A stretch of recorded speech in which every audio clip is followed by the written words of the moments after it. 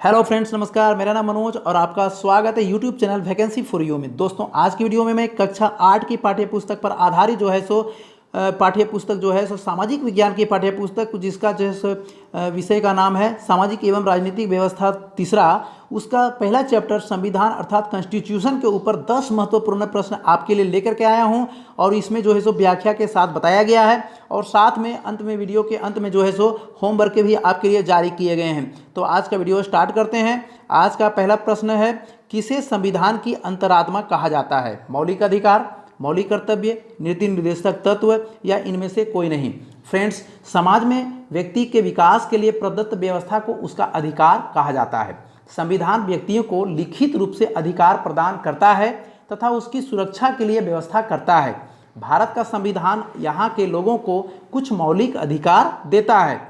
मौलिक अधिकार को संविधान की अंतरात्मा कहा जाता है, अर्थात इसका उत्तर मौलिक अधिकार होगा। ठीक है, और इसे याद रखिएगा, इसे संविधान की अंतरात्मा कहा जाता है, मौलिक अधिकार को। ये बहुत इंपॉर्टेंट प्रश्न है। ठीक है, अगला प्रश्न देखें, मौलिक अधिकारों का वर्णन संविधान के किस भाग में है? भाग 1, भाग 2, भाग 3 या भाग 4? तो फ्रेंड्स, भारत का संविधान यहाँ के लोगों को कुछ मौलिक अधिकार प्रदान करता है और ये अधिकार संविधान के भाग 3 में वर्णित है। ठीक है, 3 में व्यवस्थित किया गया है। अगला प्रश्न है, मौलिक अधिकारों को संविधान के किन किन अनुच्छेदों के द्वारा वर्णित किया गया है? फ्रेंड्स, अनुच्छेद 12 से 30, अनुच्छेद 32 से 35, सी, ए एवं बी अर्थात 12 से 30 और 32 से 35 दोनों या इनमें से कोई नहीं। तो संविधान के भाग 3 में अनुच्छेद 12 से 30 और अनुच्छेद 32 से 35 में मौलिक अधिकारों का वर्णन किया गया है। ठीक है, अर्थात इसका उत्तर सी होगा, ए एवं बी दोनों। ठीक है, अगला प्रश्न देखें। अगला प्रश्न है, मौलिक अधिकारों के विषय में कौन से कथन सत्य हैं? मौलिक अधिकार व्यक्ति के विकास में सहायक होते हैं। यह देश के सभी नागरिकों को सरकार की मनमानी और निरंकुशता से बचाते हैं। प्रारंभ में संविधान में 7 मौलिक अधिकारों को शामिल किया गया था। या उपर्युक्त सभी कथन सत्य हैं। तो फ्रेंड्स, इस प्रश्न के बारे में जितने भी ऑप्शन हैं ए, बी, सी, सभी के सभी कथन सत्य हैं, अर्थात इसका उत्तर डी होगा। ठीक है, क्योंकि मौलिक अधिकार व्यक्ति के विकास में सहायक होते हैं। ठीक है, और ये देश के सभी नागरिकों को सरकार की मनमानी और निरंकुशता से बचाते हैं। प्रारंभ से संविधान में 7 मौलिक अधिकार शामिल किए गए थे, लेकिन बाद में संपत्ति का अधिकार उससे हटा दिया गया है। वर्तमान समय में अभी मौलिक अधिकारों की संख्या 6 है। ठीक है, इसे भी याद रखिएगा। ठीक है, अगला प्रश्न देखें, किसी व्यक्ति के अधिकारों के हनन होने पर वह किसकी शरण ले सकता है? मुखिया का, गुंडों का, न्यायालय का या इनमें से किसी का नहीं?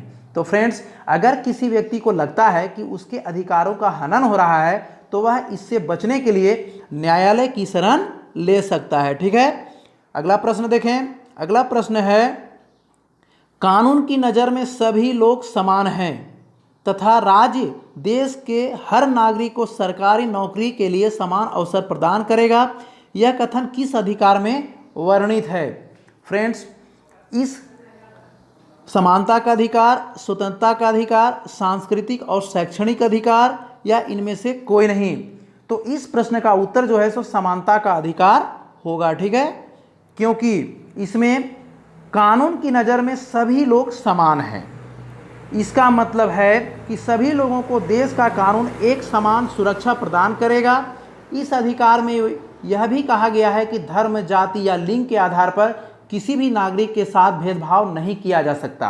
किसी व्यक्ति को खेल के मैदान, होटल, दुकान इत्यादि सार्वजनिक स्थलों पर जाने से रोका नहीं जा सकता है। राज्य देश के हर नागरिक को सरकारी नौकरी के लिए समान अवसर प्रदान करेगा। ठीक है, तो इसका उत्तर समानता का अधिकार होगा। अगला प्रश्न देखें। अगला प्रश्न है, निम्न में कौन सा कथन स्वतंत्रता के अधिकार को दर्शाता है? इसके अंतर्गत देश के नागरिकों को भाषण देने का अधिकार है, देश के किसी भाग में आने जाने का अधिकार है, देश के कहीं भी कारोबार करने का अधिकार प्राप्त है या उपर्युक्त सभी कथन सत्य हैं? तो फ्रेंड्स, स्वतंत्रता के अधिकार के संबंध में यहाँ दिए गए सभी कथन सत्य हैं, अर्थात ये भी सही है, ये भी सही है, ये भी सही है, अर्थात इसका उत्तर जो है सो उपर्युक्त सभी कथन सत्य हैं, डी होगा। ठीक है। स्वतंत्रता के अधिकार के अंतर्गत देश के नागरिकों को अभिव्यक्ति और भाषण, शांतिपूर्ण सभा करने एवं संगठन बनाने, देश के किसी भी भाग में आने जाने और रहने तथा कोई भी व्यवसाय या कारोबार करने का अधिकार प्रदान किया गया है। प्रेस, मीडिया, झंडोत्तोलन जैसे अधिकार को भी इसके अंतर्गत रखा गया है। ठीक है। अगला प्रश्न देखें। अगला प्रश्न है, मानव तस्करी, बेगार एवं जबरन श्रम का निषेध किस अधिकार के अंतर्गत आते हैं? मतलब मानव तस्करी, बेगार, जबरन श्रम का निषेध करना किस अधिकार के अंतर्गत आते हैं? स्वतंत्रता का अधिकार, शोषण के विरुद्ध अधिकार, समानता का अधिकार या इनमें से कोई नहीं? फ्रेंड्स, शोषण के विरुद्ध अधिकार मानव तस्करी, बेगार एवं जबरन श्रम का निषेध करता है। ठीक है। तो इसका उत्तर जो है सो बी होगा, शोषण के विरुद्ध अधिकार। ठीक है। 14 वर्ष से कम उम्र के बच्चों को खतरनाक काम धंधों में लगाना तथा मजदूरी करना भी अपराध माना गया है। ठीक है। इसके अगला प्रश्न देखें। धार्मिक स्वतंत्रता का अधिकार किसी भी नागरिक को पूरी धार्मिक स्वतंत्रता देता है, अपनी इच्छा अनुसार कोई भी धर्म को अपनाने का अधिकार देता है, किसी भी धर्म का प्रचार प्रसार का अधिकार देता है या उपर्युक्त सभी कथन सत्य हैं? तो फ्रेंड्स, धार्मिक स्वतंत्रता के अंतर्गत सभी नागरिकों को पूरी धार्मिक स्वतंत्रता दी जाती है। ठीक है। प्रत्येक व्यक्ति को अपनी इच्छा के अनुसार कोई भी धर्म अपनाने और इसका प्रचार प्रसार करने का पूरी स्वतंत्रता और अधिकार दिया गया है, अर्थात इसका उत्तर जो है सो उपर्युक्त सभी कथन सत्य होगा, डी, ऑप्शन डी। ठीक है। अगला प्रश्न देखें।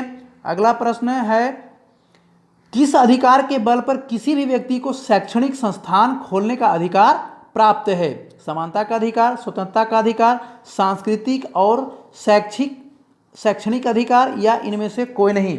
फ्रेंड्स, भारतीय संविधान में भारत की सांस्कृतिक विविधता को बनाए रखने की आवश्यकता पर बल दिया गया है। धार्मिक या भाषाई सभी अल्पसंख्यक समुदायों को अपनी संस्कृति की रक्षा और विकास के लिए अपने शैक्षणिक संस्थान खोलने का अधिकार सांस्कृतिक और शैक्षिक अधिकार के अंतर्गत प्राप्त होता है। तो इसका उत्तर जो है सो सी होगा, सांस्कृतिक एवं शैक्षणिक अधिकार। इसके अंतर्गत ही किसी भी व्यक्ति को शैक्षणिक संस्थान खोलने का अधिकार प्राप्त होता है। फ्रेंड्स, आज का वीडियो बस इतना ही। आज का वीडियो कैसा लगा इसे हमें कमेंट के माध्यम से जरूर बताएं। यदि वीडियो अच्छी लगी हो तो इसे लाइक करें, शेयर करें तथा इस चैनल को भी सब्सक्राइब करना ना भूलें। ठीक है। तो आज का होमवर्क देख लें। आज का होमवर्क है, पहला, किस अधिकार के बल पर किसी भी व्यक्ति को खेल के मैदान, होटल, दुकान इत्यादि सार्वजनिक स्थानों पर जाने से रोका नहीं जा सकता? तो इस अधिकार का नाम बताना है। ठीक है। और दूसरा प्रश्न है, मौलिक अधिकार को क्या कहा जाता है? दोनों प्रश्न का उत्तर जो है सो दोस्तों आज की वीडियो में बताया गया है। अगर समझ में नहीं आया होगा तो एक बार फिर से वीडियो को देखें, आपको समझ में आ जाएगा। तो आज का वीडियो बस इतना ही। धन्यवाद।